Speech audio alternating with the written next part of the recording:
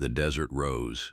The sun hung like a brass coin in the merciless Arizona sky, casting long shadows across the desert floor where four riders made their way through the saguaro forest. The heat shimmered off the sand in waves that made distant mountains dance like mirages, and the only sound was the rhythmic clop of hooves on hard-packed earth and the occasional creak of leather saddles. Samuel Preacher Mackenzie rode point, his weathered face shadowed beneath the brim of a black hat that had seen better decades.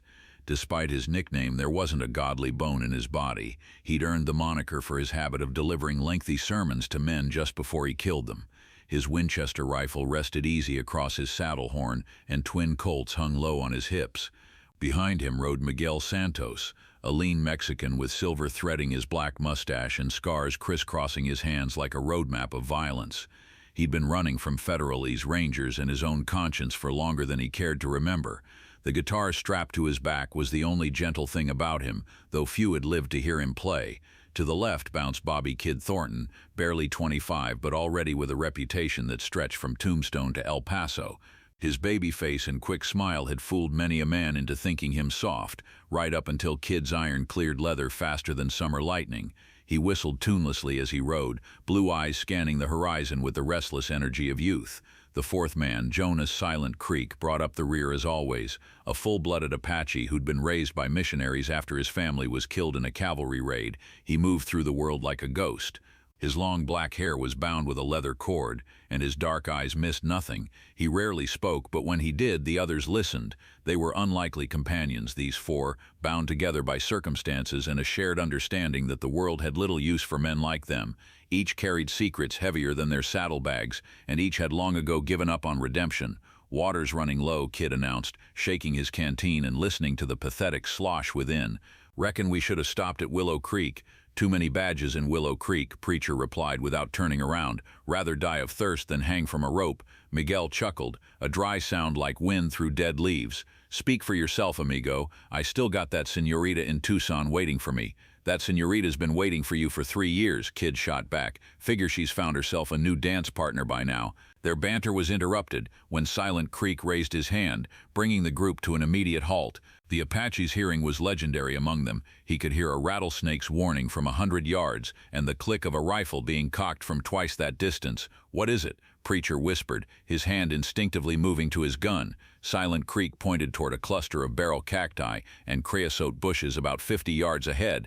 At first the others saw nothing but desert vegetation and dancing heat. Then the wind shifted, and they heard it, a sound so faint it might have been mistaken for the cry of a desert bird. But Silent Creek knew better. "Child," he said simply. They approached cautiously, weapons drawn, expecting some kind of ambush. In their line of work, anything out of the ordinary was usually a prelude to violence. But as they drew closer, the scene that greeted them defied their darkest expectations. Tied to the arms of a large barrel cactus with rough hemp rope was a girl, no more than 12 years old. Her cotton dress was torn and stained with blood from where the cactus spines had pierced her skin.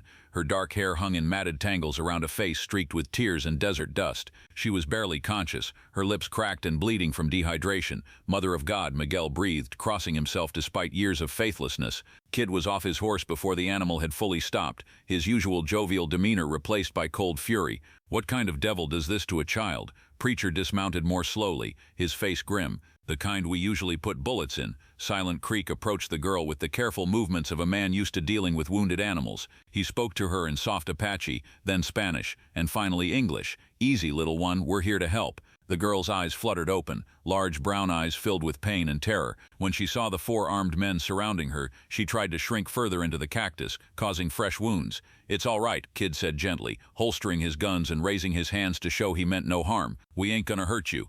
But the girl had clearly been hurt by men before. She whimpered and tried to speak, but only a hoarse croak emerged from her parched throat. "Water first," Silent Creek said, producing his canteen. "Then we cut her free."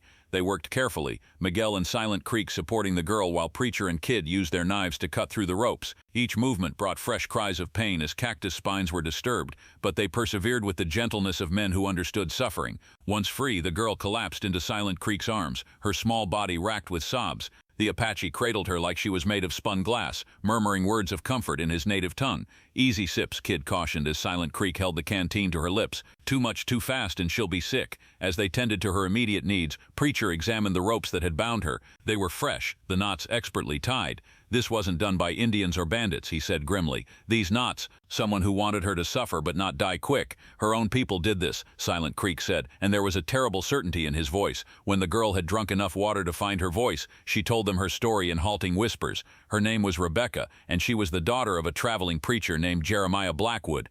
But there had been nothing holy about the man. Papa said I was cursed, she whispered, her voice barely audible. Said my crying at night brought demons. He said the desert spirits would take the curse away if I stayed with the cactus long enough. The four men exchanged looks heavy with meaning. They'd all seen evil in their time, but this was a special kind of darkness. How long you been out here, little darlin'? Kid asked, his usual swagger replaced by gentle concern. 2 days, I think. Maybe 3. Hard to tell with the sun spinning around like it does. 3 days tied to a cactus in the Arizona desert. That she was still alive was nothing short of miraculous. Where's your papa now? Preacher asked, though his tone suggested Jeremiah Blackwood's whereabouts were of more than casual interest.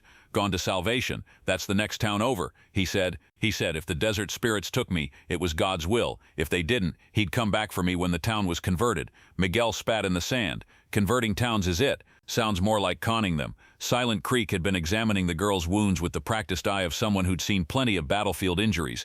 Dehydration, exposure, dozens of cactus punctures, some infected. She needs proper medical attention. Salvation's got a doctor, Kid offered. Salvation's also got her father, Preacher pointed out grimly. They made camp there in the shade of the saguaros, not wanting to move Rebecca until she was stronger. Silent Creek proved surprisingly skilled at field medicine, carefully removing cactus spines and treating her wounds with a salve made from desert plants. Miguel shared his jerky and hardtack, coaxing the girl to eat small amounts.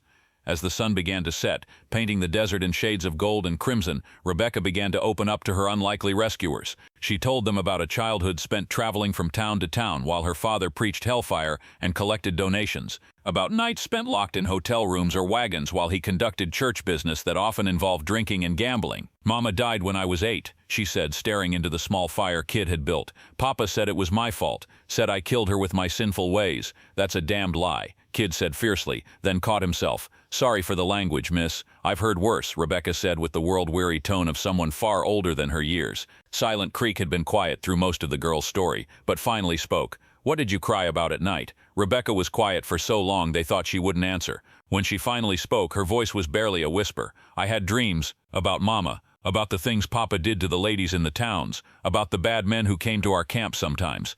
She looked up at them with eyes that had seen too much. Papa said good girls don't have such dreams. Papa was wrong about a lot of things, Preacher said, and his voice carried the weight of absolute conviction. They took turns watching over her that night, none of them comfortable with the idea of the child being alone even for a moment. In the morning she was stronger, able to sit up and take solid food. But the question remained, what to do with her? Can't take her with us, Miguel pointed out as they broke camp. Where we're going, what we do, it's no place for a child. Can't leave her either, Kid shot back. Not after what's been done to her. Could find her a good family, Preacher suggested, someone to take her in proper. Silent Creek shook his head. You've seen how she looks at men. She's terrified. Gonna take time before she trusts anyone again. It was true.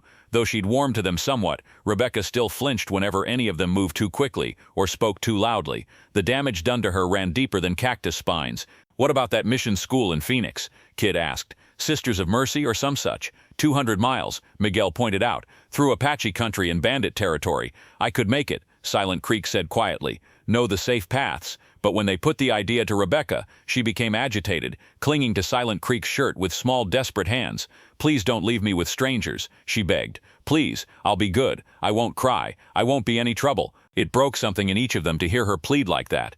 These 4 men, who'd shown mercy to no one and expected none in return, found themselves undone by a 12-year-old girl who asked only not to be abandoned.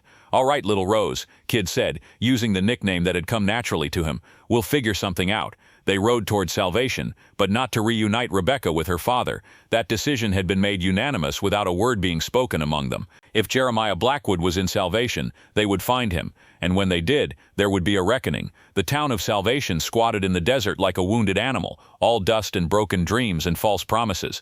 It was the kind of place desperate people came to when they had nowhere else to go, which made it perfect for the kinds of predators who fed on desperation. They could hear Jeremiah Blackwood before they saw him. His voice boomed from the makeshift tent that served as his church, promising salvation to anyone with coin enough to purchase it. A crowd had gathered, mostly women and children, the men being either too smart or too busy to fall for traveling salvation. "That's him," Rebecca whispered, and they could hear the fear in her voice even over the preacher's bellowing. They left her with the horses at the edge of town, Silent Creek staying with her while the other three went to investigate. What they found confirmed their worst suspicions. Jeremiah Blackwood was a big man, well-fed and prosperous-looking despite his claims of holy poverty. His suit was expensive, his boots were new, and the gold tooth that gleamed when he smiled spoke of wealth accumulated through means other than divine providence. He was currently explaining to his congregation how their donations would help him spread the word of God to the heathen tribes, all while his eyes roved over the women in the audience with distinctly unholy interest. "Seen his type before," preacher murmured. "Uses the good book like a hunting license. Question is, what do we do about it?" Kid asked. Miguel's hand rested on his gun butt. "Could be we give him a chance to meet his maker personal-like. In front of all these people." Preacher shook his head. "That'd make us murderers in their eyes. Never mind what he done." They watched and waited, learning what they could about Blackwood's operation. He'd been in town for 3 days, same amount of time Rebecca had been tied to that cactus.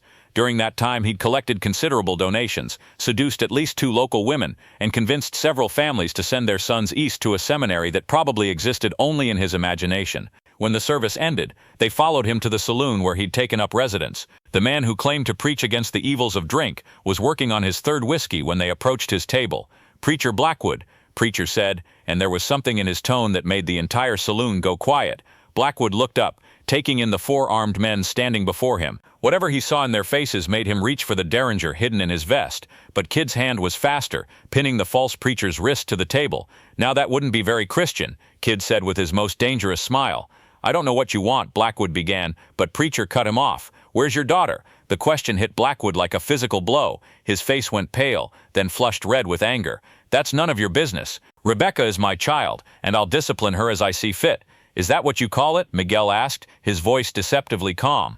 "Discipline? The child is cursed," Blackwood snarled, "touched by demons. I was trying to save her soul, by tying her to a cactus and leaving her to die."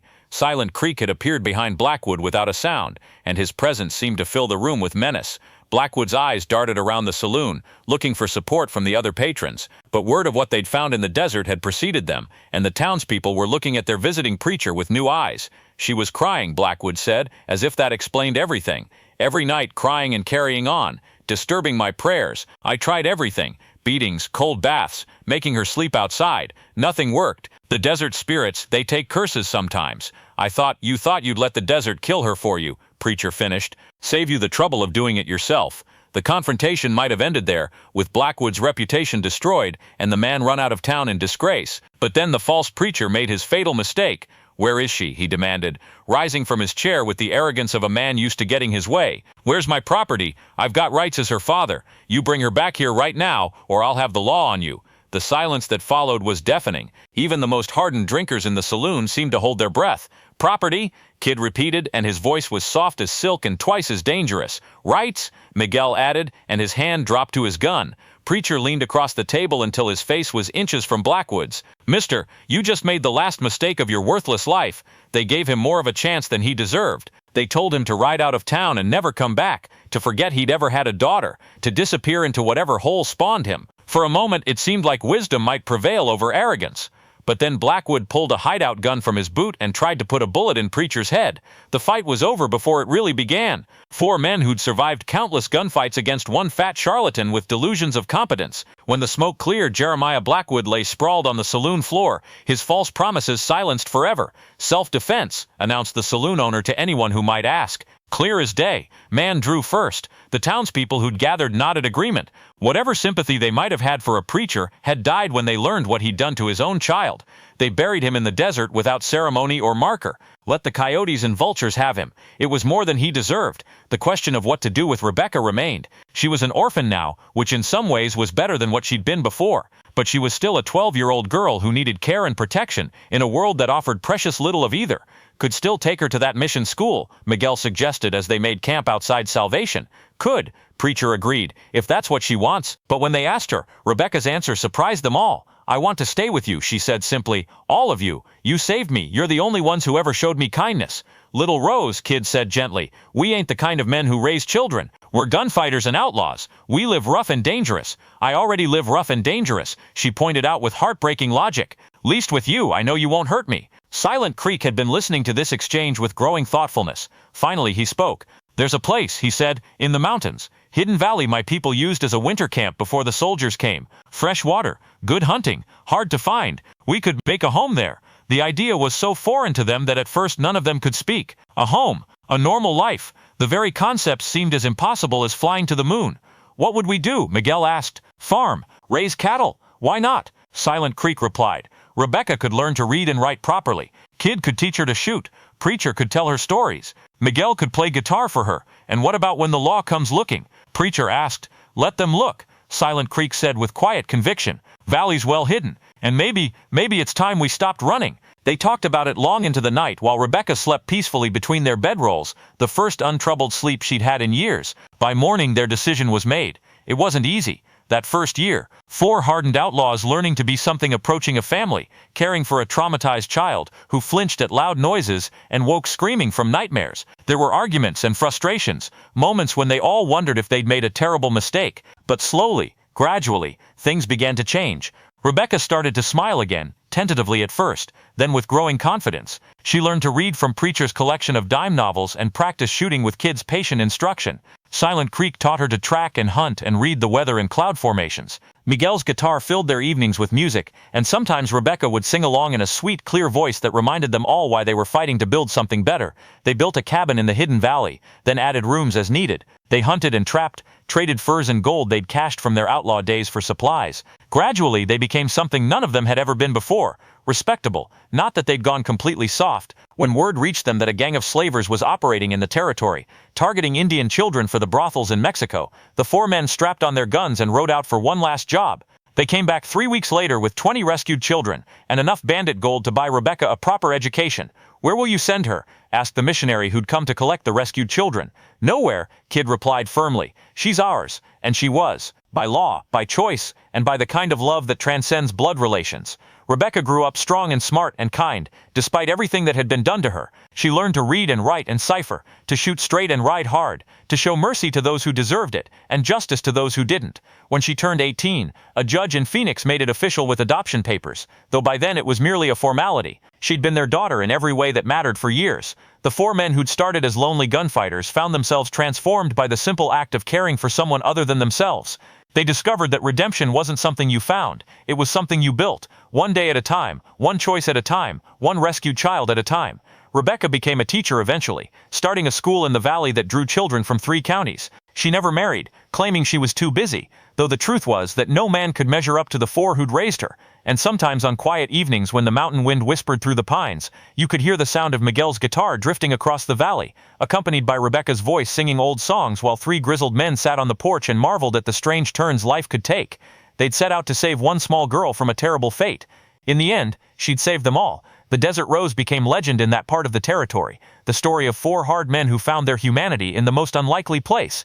And though the details changed with each telling, the heart of the story remained the same. Sometimes the most broken people are the ones best suited to heal others, and sometimes a family isn't born but chosen. Years later, when Rebecca was telling the story to her own students, one of them asked how 4 gunfighters could suddenly become good fathers. Rebecca smiled, thinking of the 4 men who'd given her everything: protection, education, love, and most importantly, the knowledge that she was worth saving. They weren't suddenly good fathers, she said, they were always good men. They just needed someone to be good for.